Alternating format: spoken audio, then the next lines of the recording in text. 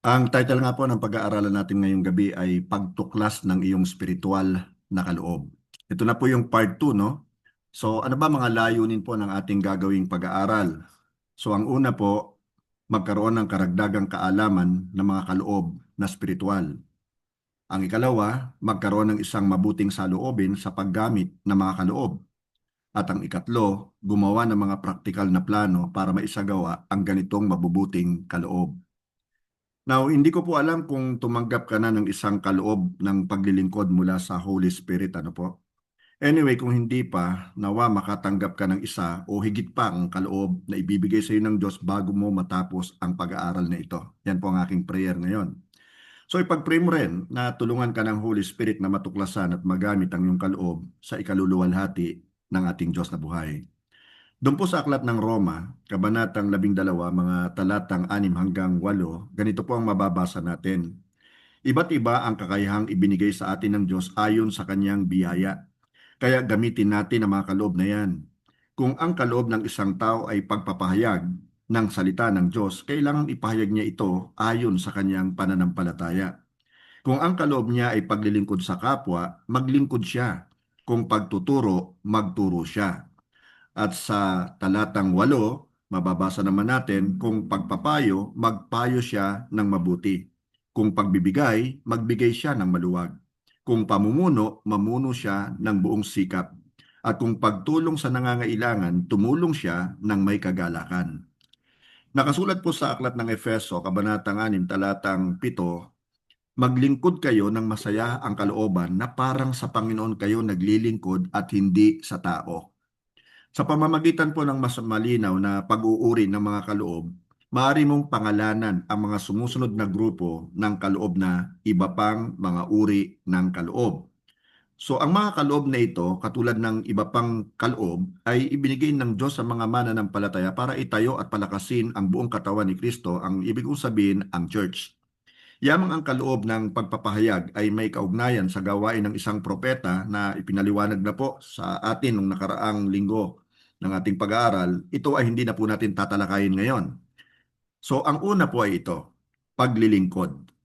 Lahat tayo inaasahan po ng Panginoon nung tinanggap natin si Jesus bilang ating tagapagligtas at Panginoon ng ating buhay na maglingkod sa Kanya. Doon nga po sa aklat ng Roma 6:7a, nakasulat po, kung ang kaloob niya ay paglilingkod sa kapwa, maglingkod siya. Ang kaloob po ng paglilingkod ay ibinigay para tugunan ang pangangailangang material ng mga tao. Ang isang gumagawa ng ganitong kaloob ay malamang na makapaghihikayat o makapag-aakay ng kanyang kapwa kay Kristo. Ang ikalawa pong uri ng paglilingkod ay pagpapayo. Sa Roma 12:8a, kung pagpapayo, magpayo siya ng mabuti. Ang pagpapayo po ay ang pagtawag sa mga mananampalataya upang kumilos. Ito ay pagbibigay pag-asa o lakas ng loob sa isang tao. Ito po ay maaari ring tawaging paghihimok o paghihikayat. Maaari niyang hikayatin ang mga mananampalataya upang lumapit sa Diyos o gawin ang kanyang kalooban. Maaari rin niyang himukin ang mga mananampalataya upang gawin ang mga bagay na makakatulong sa kanilang paglago sa Panginoon. Ang isang tao na may kaloob na ganito ay madalas nagpapayo sa iba na maging tapat sa pagsunod sa Diyos. Ang katlo po na uri ng paglilingkod ay pagbibigay. Sa Roma 12:8b naman, kung pagbibigay, magbigay siya ng maluwag. God loves a cheerful giver. Alam po natin yon. Now, ang pagbibigay ay kaloob po ng Diyos na kung saan ang isang mananampalataya ay malaya at bukas palad na nagbibigay upang matugunan ang pangangailangan ng ibang tao. Hindi lamang po yon. Likas po sa kanya ang mag-sacrifice upang matugunan ang pangangailangan din ng church na kanya pong kinabibilangan. Ang pagbibigay po ay madalas may ugnay sa iyong pagbibigay ng time, treasure, and talent. Ang ikaapat po, pamumuno. Sa Roma 12:8c, kung pamumuno, mamuno siya ng buong sikap. Ang ibig mong sabihin ng pamumuno o pamamahala o pangangasiwa. Ito po ay kaloob na ibinigay sa ilang miyembro ng katawan po ni Jesus o ni Kristo para sa layuning mamahala sa kapwa mananampalataya. Ang kaloob po na ito ay kailangan para magkaroon ng direction ang mga ministries at ang church para matupad po ang layunin nila sa mundong ito. Ang ikalima po, pagtulong. So iba't ibang uri yung kaloob, ano? Ang pagtulong. Sa Roma 12:8d, kung pagtulong sa nangangailangan, tumulong siya ng may kagalakan. Ang kaloob po ng pagtulong ay ibinibigay para tumulong sa, of course, nangangailangan. Sila ay naglilingkod ng tahimik at masayang gumagawa behind the scenes. Ika nga, hindi nila ito pinapakita sa badla. Sila po ay kadalasang nagbibigay suporta sa kanilang mga pinuno upang magampanan ng mga ito ang kanilang mga gawain. Ang mga mananampalatayang may kaloob ng pagtulong ay maaari ring magbigay ng tulong sa ibang tao na may pangangailangan. Ang kaloob po na ito ay likas na pagkahabag sa mga taong nagdurusa o naghihirap. Ang mga mananampalatayang may ganitong kaloob ay nakadarama po ng matinding habag upang makiisas at tumulong sa mga nangangailangan.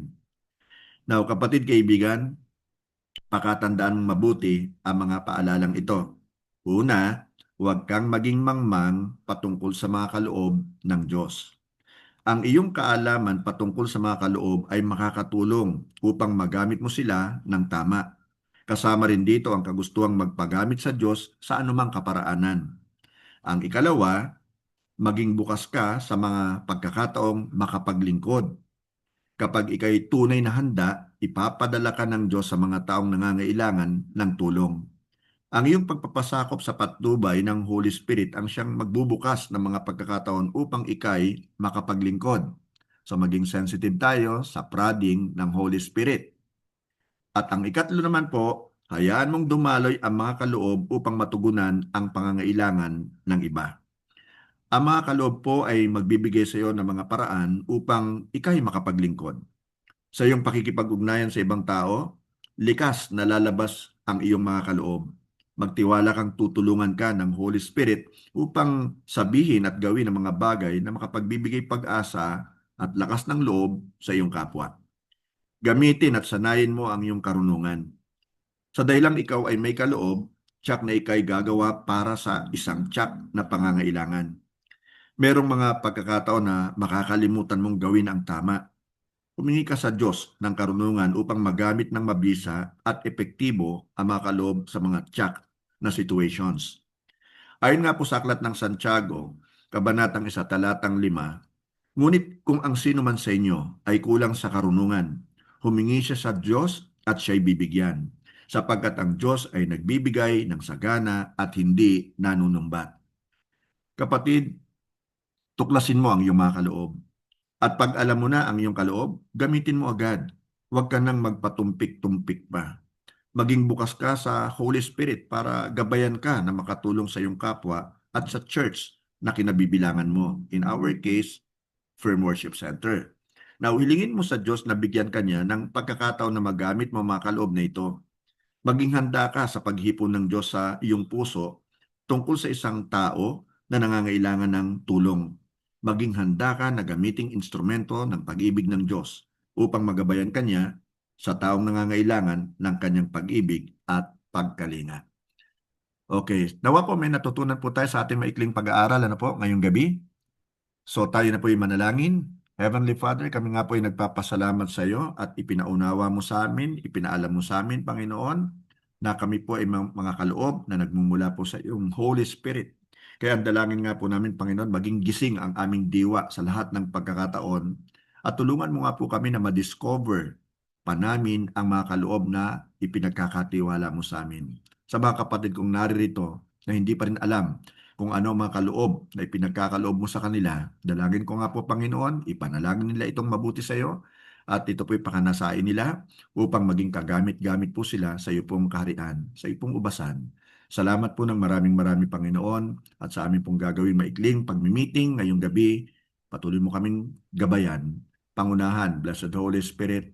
Salamat po ng maraming maging bukas ang aming mga puso at isipan sa aming pong gagawing pagpupulong. Sa pangalan ni Jesus, ito po ang aming samot dalangin.